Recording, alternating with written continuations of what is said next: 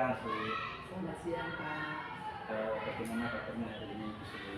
Alhamdulillah sehat meskipun sedikit ada gangguan flu. Saya ucapkan terima kasih karena Bu Sri sudah meluangkan waktunya dalam sesi wawancara kali ini sebagai demonstrasi kontekstual modul 3.1 yaitu tentang pengambilan keputusan berbasis nilai-nilai kebajikan sebagai pemimpin. Kali ini saya ingin belajar kepada Ibu Sulis tentang bagaimana mengambil keputusan terkait dengan dilema ITK atau rujukan moral. Saya ketahui Ibu Sulis sudah lama menjadi kepala sekolah. Untuk itu saya berinisiatif untuk belajar bagaimana mengambil keputusan sesuai dengan paradigma dan prinsip-prinsip pengambilan keputusan. Mudah-mudahan saya bisa membantu Pak, meskipun tidak sempurna, insya Allah nanti bisa untuk bahan pertimbangan. Yang pertama, Bu, pertanyaan pertama. Selama ini bagaimana Anda dapat mengidentifikasi kasus-kasus yang merupakan dilema ITK, dilema etika atau rujukan moral?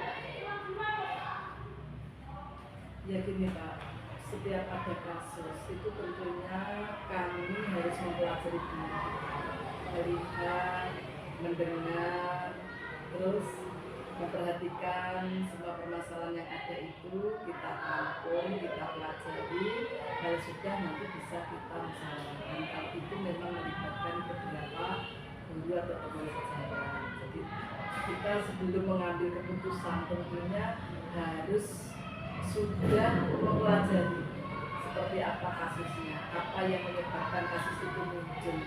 Jadi beberapa orang yang terkait tentunya akan saya tanyai, mungkin saya yang bersangkutan langsung atau orang-orang terdekatnya, atau bahkan kalau memang itu sesuatu yang memang melibatkan banyak orang ya kita musyawarahkan lewat rapat atau beberapa kita panggil kalau memang hanya beberapa orang yang kita ngomong-ngomong, jadi curhat apa masalahnya, kita mencari solusinya.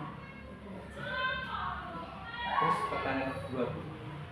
Selama ini bagaimana Anda menjalankan pengambilan keputusan di sekolah Anda itu terutama untuk kasus-kasus di mana ada dua kepentingan yang sama-sama besar, sama-sama benar, sama-sama mengambil nilai kebajikan?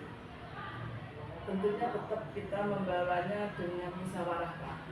Jadi kita melibatkan banyak, bahkan semua, mungkin kalau di sekolah semua guru kita ajak ngomong bersama permasalahannya apa supaya tugas pokok guru itu juga terselesaikan dengan baik, kepentingan pribadinya juga terselesaikan dengan baik.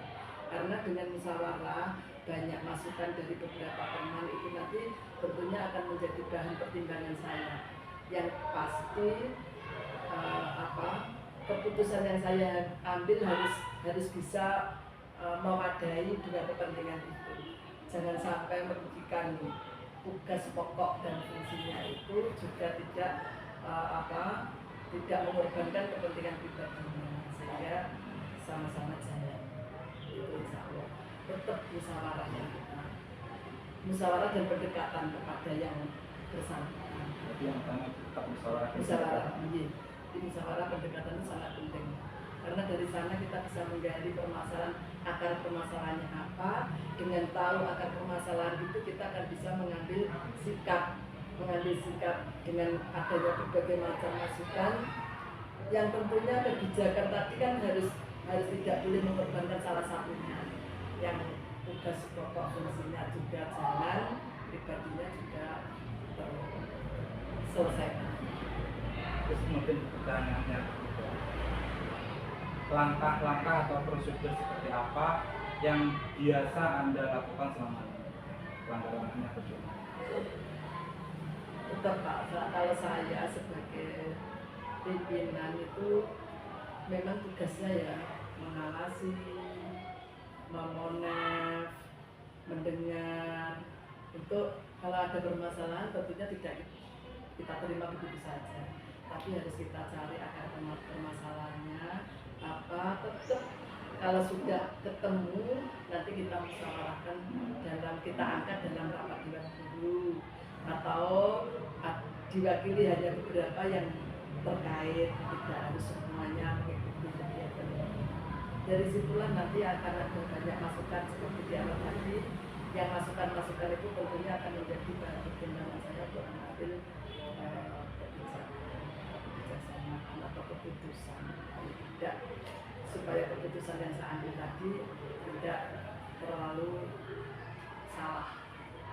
Tetap mendengarkan kanan kiri. Iya, tetap. Sebelum mendengarkan pun saya tetap mengamati. Saya tidak percaya dulu. Kan suara-suara itu kan macam-macam Pak. Ada begini gitu. Dan saya tidak hanya mendengarkan itu saja. Saya juga harus mengamati, melihat, mendengar tadi yang merupakan. Nah kalau sudah seperti ini loh permasalahannya, kita akan dalam rapat dengan guru yang di situ nanti akan banyak masukan-masukan dari berbagai macam pihak atau teman yang ada, teman sejawat terutama yang tahu permasalahan itu, baru nanti menjadikan pertimbangan bagi saya untuk mengambil keputusan. Sehingga dengan seperti itu meminimalis kesalahan saya dalam mengambil keputusan karena sudah berdasarkan kesalahan.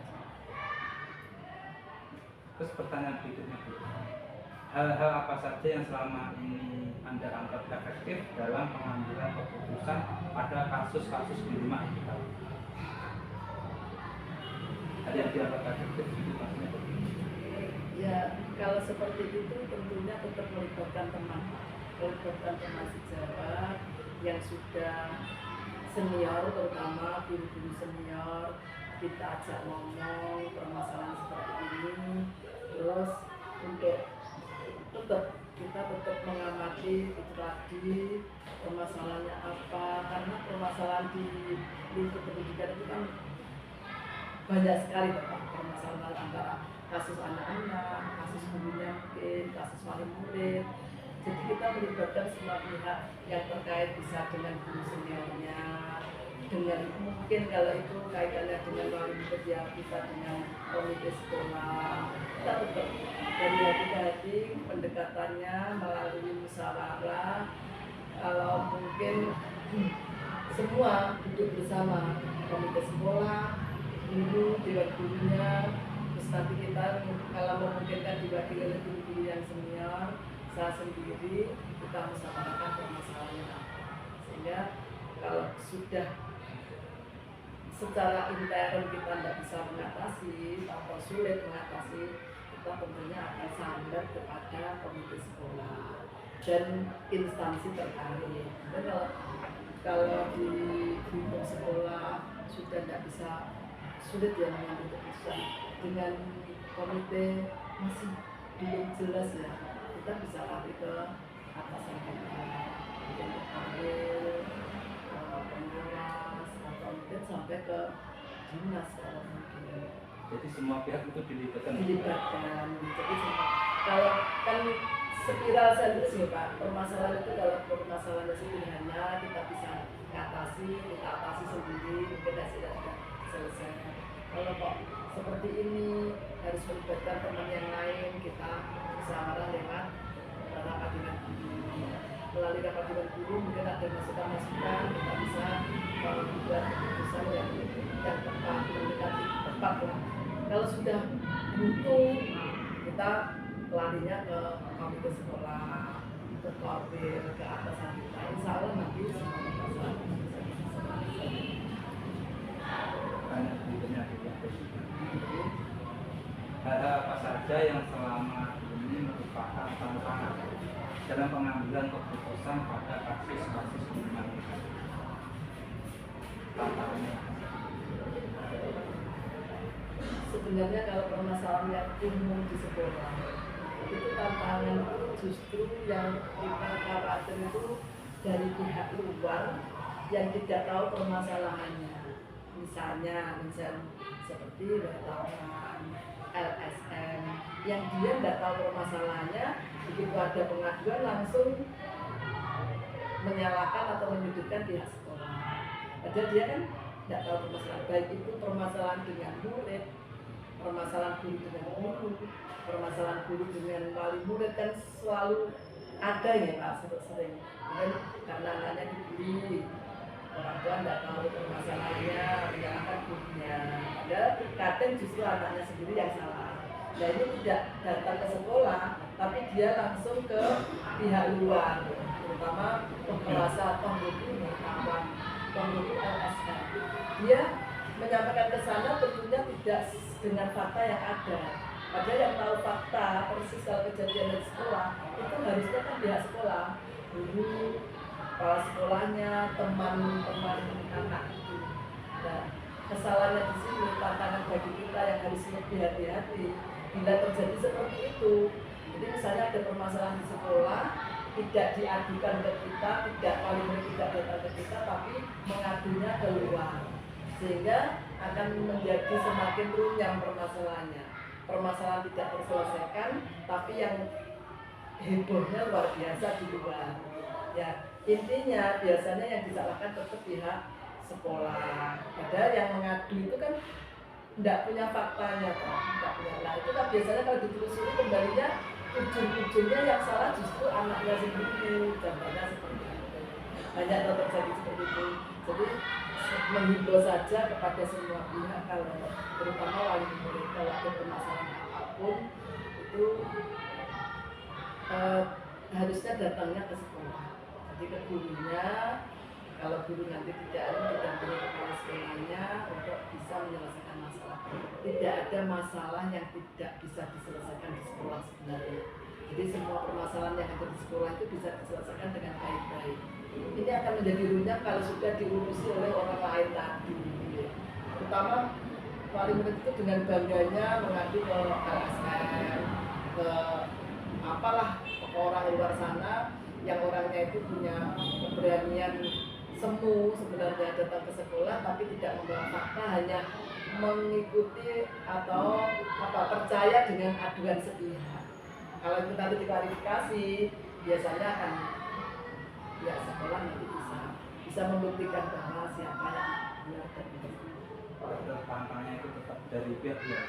Iya, yang sebenarnya kalau tantangan itu dari dalam itu, kalau misalnya ada sesuatu anak-anak, kaitannya anak-anak, kita masih bisa Pak menyelesaikan dengan baik. Memberitahu misalnya ada anak yang luar biasa nakal, atau ada anak yang luar biasa bandel, bolosan dan sebagainya. Itu dengan pendekatan kita kepada anak, kepada wali murid itu bisa teratasi. Insya Allah teratasi dengan baik. Tapi kalau sudah dengan pihak luar, itu nanti akan membesar dan tidak akan ketemu ujung pangkalnya. Iya, tidak bisa diselesaikan dengan baik. Karena sudah ada image kalau biasanya kalau seperti itu mesti akhirnya sampai ke ranah itu. Padahal kan permasalahannya tidak sebesar apa yang dia bayangkan. Kadang-kadang permasalahannya sepele, hanya misalnya guru dengan wali murid yang itu mungkin hanya salah paham atau miskomunikasi, bisa diselesaikan dengan baik, tapi karena sudah diurusi, dicampuri oleh pihak lain, malah berubah. Pertanyaan selanjutnya, apakah Anda memiliki sebuah jadwal tertentu dalam sebuah penyelesaian kasus dilema IPK? Apakah Anda langsung menyelesaikan di tempat atau memiliki sebuah jadwal untuk menyelesaikannya? Bentuk atau prosedur seperti apa yang Anda jalankan? Kalau saya insya Allah jadwal tidak, karena permasalahan itu datangnya fluktuatif. Kadang-kadang tiba-tiba ada permasalahan. Jadi kalau saya begitu ada permasalahan, ya kita selesaikan dengan baik, dengan melibatkan berbagai pihak, segera diselesaikan. Semua permasalahan, permasalahan guru, permasalahan siswa, permasalahan dengan wali murid, itu segera kita atasi, tidak tanpa dijadwal. Kecuali kalau saya yang tidak jadwal, ya jadwal misalnya pendampingan di kelas, supervisi, itu memang dijadwal. Tapi kalau tentang kasus itu tidak ada jadwal, tapi harus punya strategi untuk menyelesaikan semua kasus itu dengan segera. Jangan sampai berlarut-larut, jangan sampai permasalahan yang kecil sebenarnya sepele tadi yang saya katakan Kalau itu diatasi dengan segera bisa selesai, kalau itu dibiarkan berlarut orangnya sampai ke sana-sana mengadunya, itu nanti akan menjadi runyam. Jadi yang pasti saya tidak punya jaga, tapi mengatasi langsung setelah jika ada kasus atau ada permasalahan segera kita selesaikan. Dan itu tentunya melibatkan banyak pihak, tapi pihak yang terkait tentunya tidak menyelesaikan sendiri. Terus kemudian adakah seseorang atau faktor-faktor apa yang selama ini mempermudah atau membantu Anda dalam pengambilan keputusan dalam kasus-kasus di rumah itu? Ada, tadi di awal saya sudah mengatakan melibatkan banyak pihak, itu berarti ada. Terutama kalau intern, secara intern saya pasti berdekatan dengan guru-guru senior yang memang sudah punya pengalaman kerja jam terbangnya, meskipun tanda kutip tidak terlalu pintar, tapi pengalamannya sudah panjang, itu bisa. Yang kedua, komite sekolah, memberdayakan komite sekolah. Setiap permasalahan yang ada kaitannya dengan murid, kaitannya dengan wali murid, itu kita mesti komunikasinya dengan pihak komite sekolah. Kalau itu di lingkungan sekolah, tentunya juga kita komunikasi atau pendekatannya dengan Pak RT sampai ke kelurahan. Ini memang kita punya hubungan kerja atau apa ya Pak? MOU dengan beliau-beliau seperti kalau misalnya kita yang sudah otomatis punya MOU dengan puskesmas, dengan kelurahan, dengan Pak Polres, Polsek, itu kan kita memang punya hubungan kerja. Nah itu nanti kalau yang di intern tentunya setelah dari sekolah larinya ke pengawas. Kalau pengawas belum selesaikan nanti tentunya menggunakan KPU-nya dinas lah. Jadi jalur lewat jalur dinas. Dinasnya otomatis yang kaitannya dengan tidak mungkin mengatasi permasalahan sendiri. Tetap saya mengandalkan itu kalau sudah mentok. Apalagi kasusnya besar, kan tidak mungkin kalau masalah yang tidak biasanya terus nanti tingkatannya ke pengawas, partner kerja kita, komite sekolah. Untuk mengatasi semua permasalahan kaitannya dengan wali murid, tentunya kita tetap berpegang atau mengandalkan komite sekolah. Yang terakhir Bu, dari semua hal yang telah disampaikan tadi, pembelajaran apa yang dapat Anda petik dari pengalaman Anda untuk pengambilan keputusan di rumah edukatif? Dalam mengambil keputusan, tentunya kita tidak perlu busa-busu. Jadi jangan sampai mengambil keputusan yang nanti menjadi bumerang. Nah, untuk seperti itu bisa mengambil keputusan yang baik, tentunya melibatkan banyak pihak. Jadi kita tidak hanya mengambil keputusan itu terus manut sendiri, tidak, tapi mendengarkan dari berbagai pihak. Minimal kalau di sekolah ya kita lewat rapat dewan guru. Jadi kita musyawarahkan saja permasalahan sebenarnya kaitannya dengan anak-anak, misalnya anak akan open class, anak-anak akan studi banding, anak nakal, ada anak bolosan, ada itu kita bawa ke rapat dewan guru. Tapi kalau permasalahan yang lebih besar, tentunya kita tidak boleh mengambil langkah sendiri. Kita harus komunikasi dengan atasan kita. Kita punya atasan, kita punya pengawas, kita punya partner kerja, terutama itu tadi yang sudah saya sebutkan. Ada komite sekolah, ada pengawas sekolah, ada mobil, sampai ke dinas pun. Jadi jalur kita jalur yang memang yang seharusnya. Tidak setiap permasalahan jangan sampai mengambil kebijakan itu salah, karena kalau kita mengambil kebijakan salah akan menimbulkan masalah. Jadi permasalahan tidak selesai malah menimbulkan masalah baru. Seperti kalau kita ada permasalahan mencuat terus didengar oleh LSM dan itu tadi contohnya, itu akan menimbulkan masalah baru. Padahal masalahnya sendiri yang sederhana tidak terselesaikan, malah membesar tidak terselesaikan, kita yang rugi. Jadi semua keputusan tentunya harus diambil berdasarkan musyawarah. berdasarkan pertimbangan yang betul-betul matang, jangan sampai setelah mengambil keputusan nanti dampaknya berat bagi kita. Makanya kita mesti melibatkan semua yang terkait tadi, kita ajak ngomong, kita ajak. Ada kan kita tidak terasa pada datang ke sini satu minggu terpengawas, kalau mungkin ada tulisan pengawas pemilihan personil atau dinas yang memang terkait dengan masalah kita berkaitan kepatannya, kita komunikasi bersama untuk semua keputusan yang kita ambil aman dan manfaat gitu, dan tidak menimbulkan masalah. Mungkin itu aja. Saya ucapkan terima kasih karena itu bisa mau berbagi pengalaman tentang pengambilan keputusan berbasis nilai-nilai dalam dan saya ucapkan terima kasih pula terus berluangkan waktu mungkin sampai di sini saya akhiri. Wassalamualaikum warahmatullahi wabarakatuh.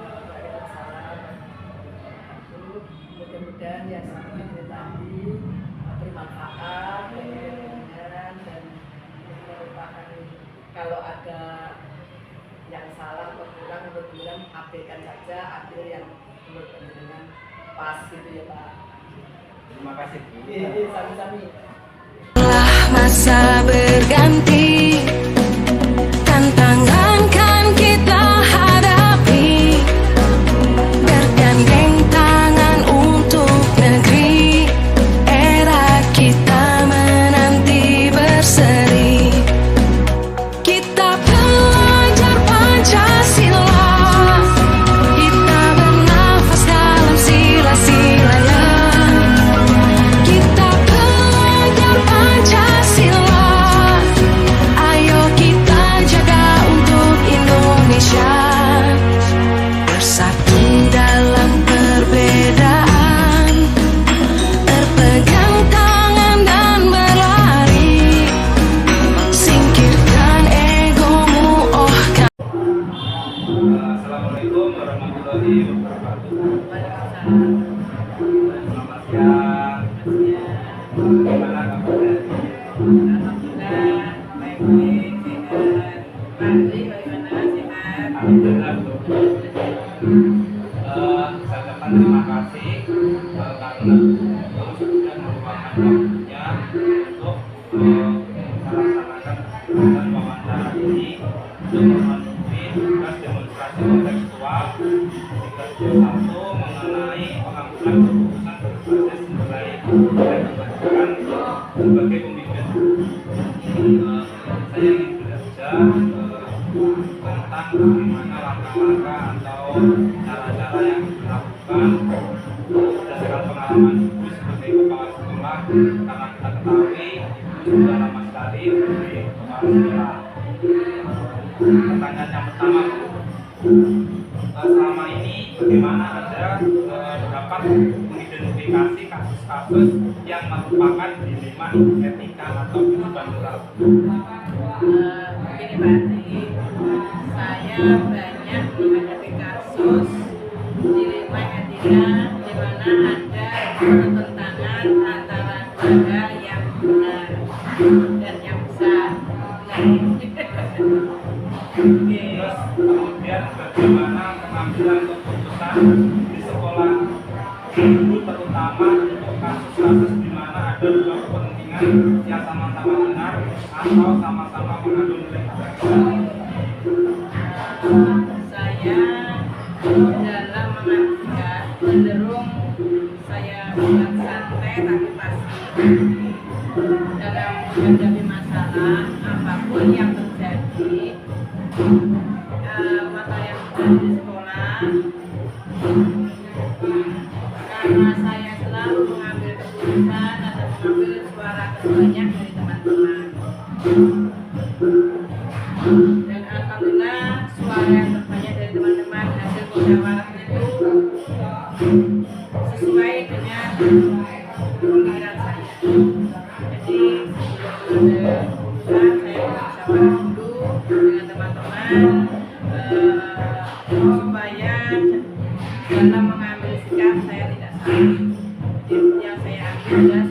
banyak dari teman-teman. Jadi nanti bisa bermanfaat untuk semua. Pertanyaan berikutnya, terkait dengan langkah-langkah atau prosedur seperti apa yang biasa Ibu lakukan selama ini?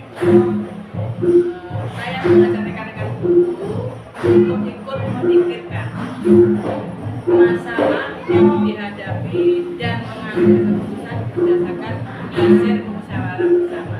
Jadi tidak ada ini yang bukan. Dan apa saja yang selama ini Ibu anggap efektif dalam pengambilan keputusan pada kasus-kasus dilema etika? Menurut saya, hal-hal yang efektif dalam mengambil keputusan adalah adanya kebersamaan dan saling menghargai, terutama dengan orang-orang yang lebih senior dari saya atau yang senior di sekolah itu. Seperti sekolah saya di sekolah di SMA di Jakarta. Terus berikutnya Bu, hal apa saja yang selama ini Ibu anggap efektif dalam mengambil keputusan pada kasus dilema?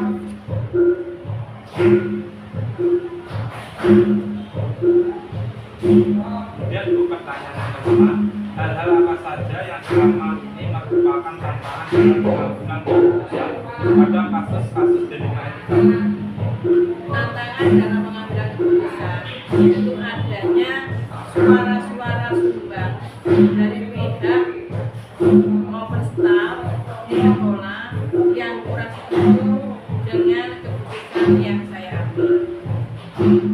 Terus untuk pertanyaan selanjutnya, apakah Ibu memiliki sebuah dalam sebuah penyelesaian kasus dilema etika? Apakah Anda langsung menyelesaikannya di depan atau memiliki sebuah jadwal untuk menyelesaikannya? Bentuk atau prosedur seperti apa yang Anda jalankan? Saya dalam mengambil keputusan, saya tidak pernah membiarkan masalah itu berlarut-larut. Jadi saya tidak akan pernah tenang apabila masalah itu tidak diselesaikan. Saya akan selalu melibatkan semua unsur di sekolah agar masalah segera diselesaikan dan saya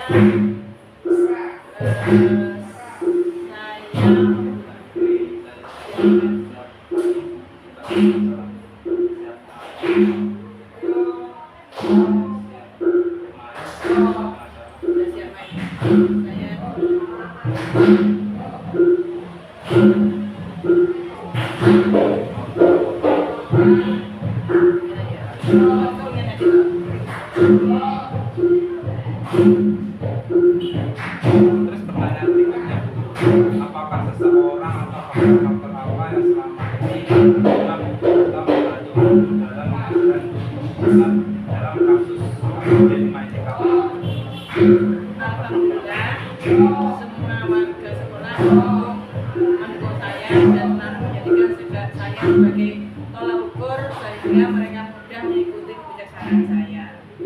Terus kemudian yang terakhir Bu, dari semua hal yang telah disampaikan, pembelajaran apa yang dapat Ibu petik dari pengalaman Anda mengambil keputusan dilema etika?